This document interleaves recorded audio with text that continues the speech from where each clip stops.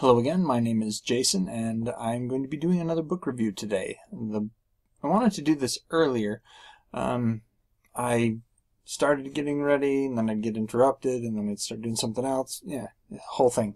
Anyway, today I want to talk about Ghost Detective by Scott William Carter. This is book one in a Myron Vale investigation, or the Myron Vale investigations. Not entirely sure how they want to say that. Anyway, as you can see here from the book cover, kind of the tagline on the book is "Everybody dies, nobody leaves."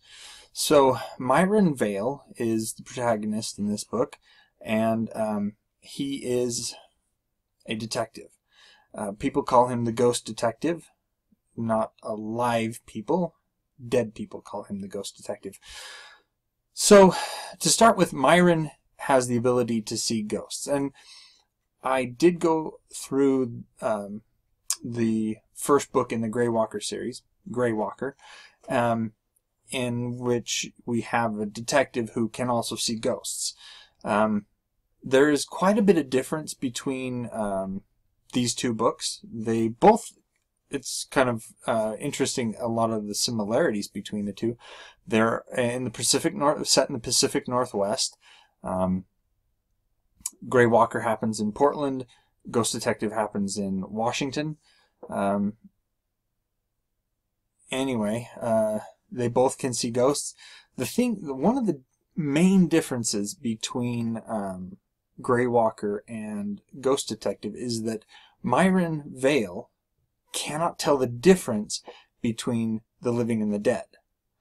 To him, there are ways to tell. Like if he's looking, say, out his window and he sees the scene out in front of him, and he notices a ghost and sees somebody notice a figure, and then he notices someone walk through that figure. At that point, he knows that they're a ghost. Or if they try to, say, shake his hand, at that point he can tell the difference. But a lot of times people think he's kind of strange, maybe a little touched in the head, because he treats everyone he sees as if they were a living, breathing person. So he goes out of his way to step around ghosts. And one of the funny things is that the ghosts get kind of freaked out that he can actually see them. They're not used to being able to be seen by the living, and so that kind of creeps them out. It's kind of a weird kind of quirk of the Ghost Detective series here. So it opens up. Myron's in his office, and he's just bought plane tickets for a vacation to Hawaii.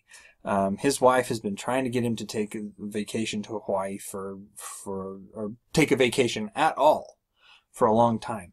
And he finally gets these tickets, and into his office walks the blonde bombshell.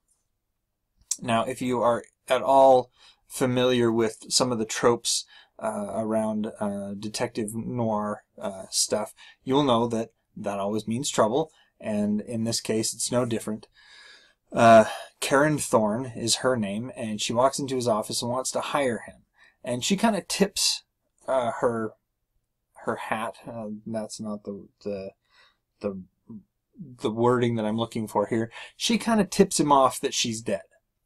As I said, he can't, when she comes in, he can't tell that she is dead. And this is not a spoiler alert. I mean, it's in the first couple of pages. She's dead. She wants to hire him to find her husband. Now, her husband has gone missing, and it's only been since she died that her husband has gone missing. Her husband seemed like a nice guy, very smooth, very suave, very sophisticated, that kind of thing. Seemed to move in her circles. But there were some things about him that were kind of off. Calls that he said, with no concern. Just various things like that kind of made it indicate that he may not have been entirely on the up and up. And then she died, and she came to Myron, and tried to hire him. Now, the thing is that since he can see and talk with ghosts, he does work for them from time to time. Being able to talk to them enables him to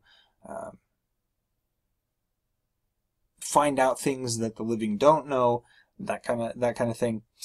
He gets hired, and she promises that with the information that she can give him, her family can pay him if they find out, one, where her husband is, and two, what actually happened to her. She's convinced that she was murdered. And she has some pretty good reasons for thinking that she was murdered. She had just bought a brand new Bentley, and yes, I mean, she comes from the money to buy a Bentley. And the Bentley goes out of control, accelerates, she can't get it to stop, and it crashes into a brick wall. So she's pretty sure that she was murdered, and that it may have something to do with her husband. Initially, Myron was not interested. As I said, he had just bought plane tickets to go to Hawaii, and I did say tickets because he works somewhat with his wife. His wife is Billy, and Billy helps him quite a bit in distinguishing the living from the dead because she is also dead. Now, as you go through, you find out more and more about what happened, how Myron ended up in this situation. And actually, in the first chapter, you find out how Myron ended up in this situation. He was shot in the head. And when he woke up, the bullet was in his brain. He had been in a coma. They weren't able to get the bullet out. And that had thrown a switch in his brain, basically, and now he could see ghosts and interact with them. And during his recovery, his wife had committed suicide, and she ended up coming back to him. Now, as it says here on the cover, everybody dies, nobody leaves. Kind of one of the setups for the world that this is in is that when we die, nobody knows what happens after death.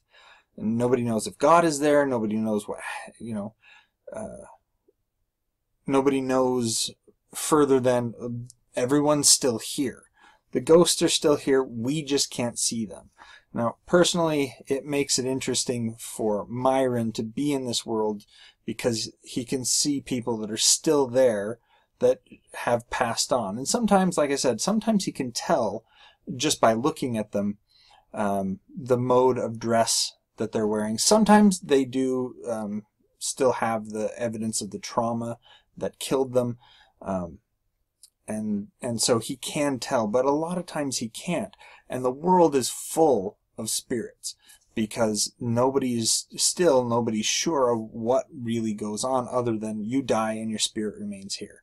Now, personally, as I said, it makes it interesting for this world in which Myron has difficulty moving around because there are ghosts everywhere for him. But personally, I have both religious and what's the word I'm looking for here? It's theological and logical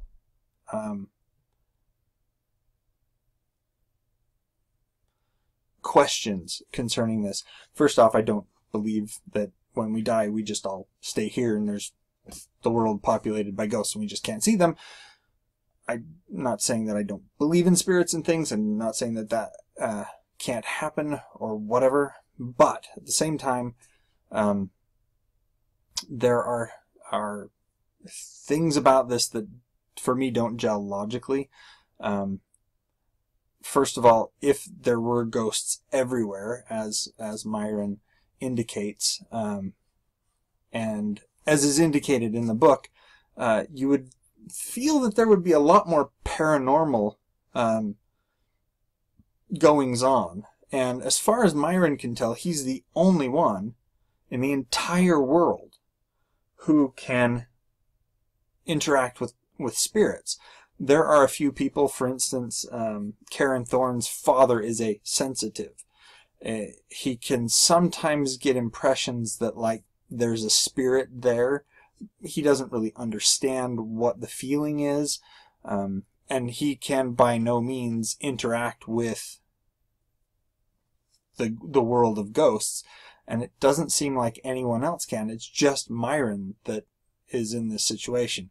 So to me, if that were the case, that there were spirits all around, and not just like hauntings where you see things like where the ghost seems to be on a time loop, where they always go down to the end of the hall and then they disappear, and then you see them and they go down to the end of the hall again. In Myron's world, the ghosts are basically the actual person as they were in life, but they are